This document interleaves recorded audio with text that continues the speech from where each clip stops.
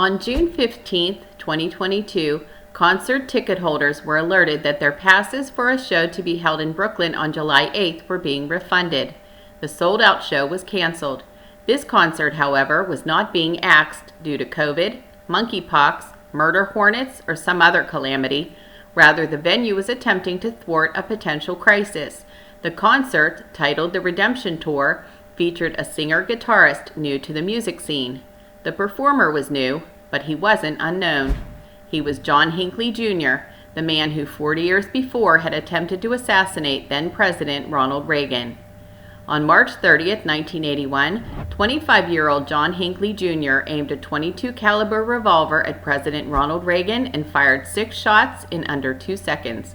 One bullet, by way of a ricochet off a limousine door, hit its intended target, tearing into Reagan's chest near his armpit. The projectile punctured his lung and missed his heart by 1 inch. Reagan was deemed close to death when he entered George Washington University Hospital, where 3 other shooting victims were being treated. He was supported by his wife, First Lady Nancy, to whom he apologized for forgetting to duck. Reagan, the 40th U.S. president, made a full recovery and served a second term. In addition to being the first Hollywood actor to win the presidency, he holds the distinction of being the only U.S. president to survive being shot in an assassination attempt. Ironically, the attempt on his life increased his popularity with Americans, who gave him a solid 73% approval rating. Reagan was both a popular and controversial president, known as the Great Communicator. His economic policies, deemed Reaganomics, advocated for lower taxes, fewer restrictions on businesses and individuals, and a strong military. The Reagans left the White House in January 1989. Also wounded on that March day in 1981 was police officer Thomas Delahanty, who turned toward the sound of the first shot and was then struck in the neck by a Devastator brand cartridge. The bullets were designed to explode on impact. Delahanty underwent surgery, where a team of doctors wearing bulletproof vests successfully removed the unexploded bullet. He recovered from his injuries and eventually returned to his hometown of Pittsburgh following the death of his wife, Jean Marcy, in 1997. Secret Service agent Tim McCarthy was shot in the chest as he threw his body in front of the president. Ironically, it was supposed to be McCarthy's day off until a coin toss determined his fate. He was the first of the wounded men to be released from the hospital and made a full recovery. In 1982, he received the NCAA Award of Valor for his bravery and actions during the assassination attempt. He enjoyed a storied career in the service and later became chief of police in Orland Park, Illinois. Married with 3 children, McCarthy retired from law enforcement on August 1, 2020. The most devastating injuries were sustained by James Brady, who was felled by Hinckley's first shot. But Brady was not a member of the security staff. He was the White House press secretary. His role was to manage the media and communications of the executive branch of the U.S. government. Tragically, he was struck in the head above his left eye by the Devastator cartridge, which did explode on impact. It shattered his brain cavity and traveled through both the left and right frontal lobes of his brain. While he was in surgery, the press incorrectly reported that Brady had died. He endured a long recovery, but suffered from slurred speech, seizures, and permanent paralysis that left him in a wheelchair. He retained much of his cognitive function and remained as press secretary in title only until the end of the Reagan administration. With his wife Sarah, James Brady fought for gun control, leading to the Brady Bill in 1993. The contentious bill mandated a waiting period and background checks for the purchase of firearms from licensed dealers. In 1996, President Bill Clinton awarded Brady the Presidential Medal of Freedom, the nation's highest civilian honor. Brady passed away on August 4, 2014, at the age of 73. 4 days later, the medical examiner ruled that he had died as a result of his gunshot wound sustained 33 years before. His death was ruled a homicide, thus changing John Hinckley's status from failed assassin to murderer. However, because Hinckley was found not guilty by reason of insanity in the original trial, he was not tried for Brady's homicide. John Warnick Hinckley Jr. was born May 29, 1955, to John Warnick Hinckley Sr. and Joanne Moore in Ardmore, Oklahoma. Often described as, quote, a deranged drifter, John Jr. enjoyed a privileged childhood. The family, including John's 2 older siblings, moved to the affluent area of University Park, Texas, a wealthy Dallas suburb. His father was chairman and president of the Vanderbilt Energy Corporation, a small but lucrative oil and gas company founded in 1970. By most accounts, John was a good student in grade school and middle school. He was also athletic, performing well in both basketball and football. But by high school, he had changed. He became reclusive and preferred his guitar and the solitude of his bedroom to social outings with friends. Following his high school graduation in 1974, the Hinckleys moved again, this time to Evergreen, Colorado. It would serve as the new headquarters of Vanderbilt Energy. John took part-time classes at Texas Tech University, where he floundered and dropped out. He then moved to Los Angeles to embark on a career as a songwriter. But restless and depressed, he found no success and was frequently forced to hit up his parents for money. In 1976, he returned to Colorado, where his emotional problems eventually led him to antidepressants and tranquilizers. He became even more withdrawn and isolated. He would spend hours in his room, listening to music, playing his guitar, and watching movies. A favorite was Martin Scorsese's 1976 film, Taxi Driver. The film starred Robert De Niro as Travis Bickle, a Vietnam vet and cabbie whose mental state deteriorates in the urban decay of New York City. As he becomes further detached from reality, he plots to assassinate a politician to impress a beautiful campaign staffer. The movie was both lauded and criticized, as it featured graphic violence and a 12-year-old actress named Jodie Foster playing a prostitute. Hinckley felt a kinship to Bickle and an attraction to Foster, the actress who played Iris. Foster was by then a veteran, having appeared in dozens of TV shows and movies. But she was just a kid. Still, Hinckley's attraction became an obsession, and over the course of many months, he entertained several different plans to win over the talented young actress. If he couldn't win her affection, he would find a way to win her approval. When he learned Jodie Foster had enrolled in Yale University, he moved to New Haven, Connecticut to stalk her. He hung around her dorm, wrote her love letters and poems, and fantasized about blowing up an aircraft to get her attention. The following poem excerpt was written by Hinckley and was published in The Insanity Defense and the Trial of John W. Hinckley, Jr. by Lincoln Kaplan. Guns are fun. If I wish, the president will fall and the world will look at me in disbelief. All because I own an inexpensive gun. Guns are lovable. Guns are fun. Are you lucky enough to own one?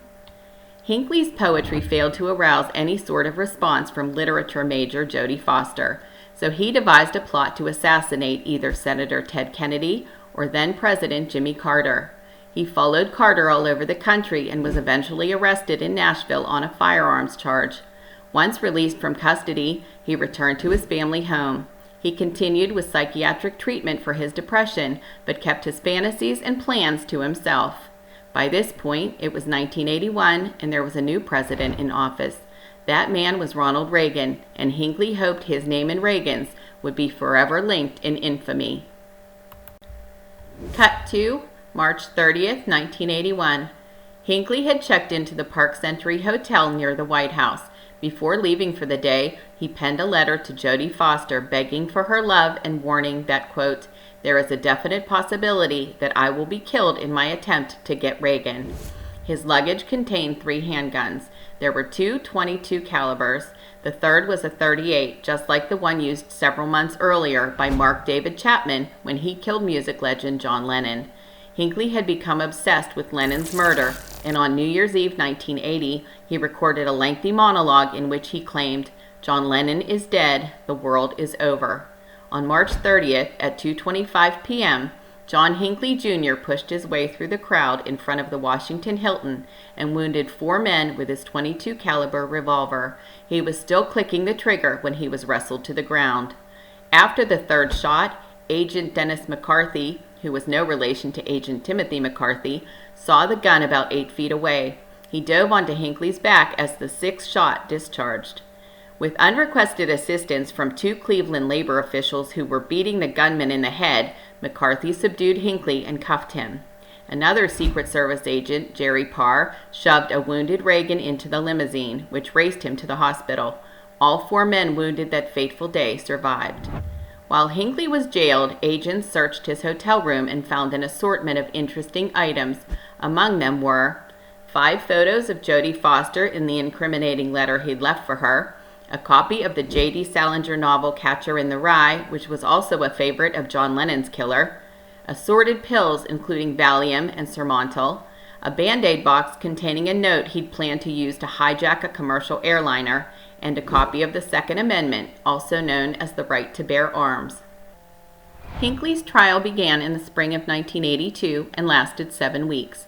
While famed forensic psychiatrist Park Dietz determined that Hinckley did suffer from a variety of personality disorders, he testified that Hinckley was legally sane when he attempted to assassinate the president. Psychiatrists for the defense informed the jury that the defendant was mentally ill and suffered from schizophrenia, delusions, and depression. On June 21st, he was found not guilty by reason of insanity and was transferred from the Bureau of Prisons to St. Elizabeth Hospital in Washington, D.C. for psychiatric treatment.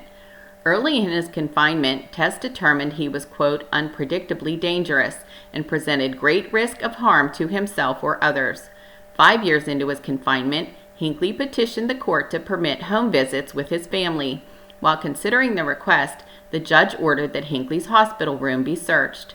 The search uncovered photos and letters showing an ongoing obsession with Jodie Foster, along with evidence that Hinckley had exchanged letters with serial killer Ted Bundy. It was also revealed that he had been trying to secure the prison address of Charles Manson, who had groomed Lynette Squeaky Fromme to kill President Gerald Ford in 1975. Hinckley's request for home visits was denied. Still, he persisted and the Justice Department intervened, deeming him dangerous and noting that he had previously deceived his doctors into believing he was rehabilitated. In July 2016, a federal judge ruled that Hinckley was no longer a threat to himself or others and granted him a conditional release on September 10, 2016. He was required to live full-time at his mother's home in Williamsburg, Virginia, and was prohibited from a wide variety of activities, including drinking alcohol, possessing firearms, ammunition, or other weapons, possessing memorabilia related to Jodie Foster, contacting Reagan's family, Brady's family, Jodie Foster, Foster's family, or Foster's agent, watching or listening to violent movies, accessing any type of pornography, or speaking to the press. On June 15, 2022, all court restrictions previously imposed on John Hinckley Jr. were lifted. Hinckley's attorney, Barry Levine, stated, "It shows how one who is ravaged by mental disease, with good treatment and support from a loving family, which John had, and good mental health professionals, can actually salvage his life." Hinckley could not agree more. His mother, Joanne, died in 2021 at age 95, but John was permitted to continue living in the Williamsburg area. He has become active on both YouTube and Twitter and recently tweeted, "A big thank you to everyone who helped me get my unconditional release. Now it's time to rock and roll." He resurrected his music career and launched his Redemption Tour, featuring 17 original songs. Hinckley explained that, accompanied by a bass player and drummer, he was booked for concerts in Brooklyn, New York, Chicago, Illinois, and Hamden, Connecticut. However, in June, the sold-out show was canceled by all 3 venues for what they deemed the safety of our vulnerable communities. Market Hotel, who was slated to host the July show, defended their initial invitation to Hinckley to perform there, noting, quote, "The singer-guitarist concert tour sends a message that mental health issues and a criminal past can be recovered from, but ultimately the security risks weren't worth the gamble."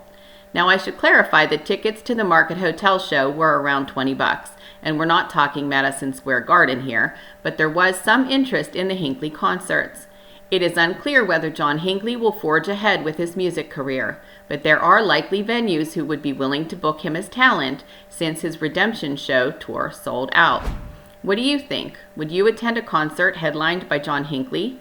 Would you have any fears for your safety that you might not have if you were paying to see another performer? Do you believe he has paid his debt to society and deserves a fresh start? Let me know in the comments. Until then, thank you for watching, and until next time, Scary Clarey out.